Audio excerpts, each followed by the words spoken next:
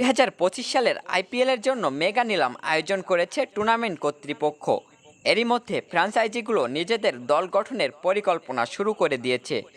কাকে নেওয়া হবে বা কাকে ছাড়া হবে তা নিয়ে আলোচনা চলছে, তবে সবচেয়ে বেশি ব্যস্ত নিঃসন্দেহে মুম্বাই ইন্ডিয়ান্স। গতবারের ব্যর্থতা কাটিয়ে আগামী বছর ঘুরে দাঁড়াতে মরিয়া তারা। আসন্ন আইপিএলের আগে কি হতে পারে তার একটা আভাস ইতিমধ্যে পাওয়া গিয়েছে। রোহিত শর্মা 5 বার আইপিএল জেতালেও গত মৌসুমে তাকে অধিনায়কত্ব হারাতে হয়েছে। তাই তিনি আসন্ন মেগা নিলামের আগে দল বদল করবেন বলে গুঞ্জন উঠেছে।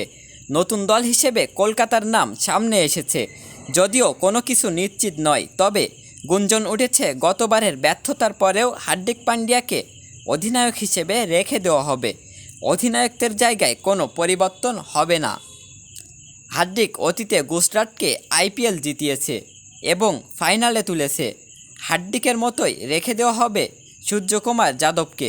নির্বাচকরা সূর্যকুমারকে টি-20 ফরম্যাটের অধিনায়ক করেছে। হার্দিককে টপকে জাতীয় দলের অধিনায়ক হলেও আইপিএলে হার্দিকের অধীনেই খেলতে হবে তাকে।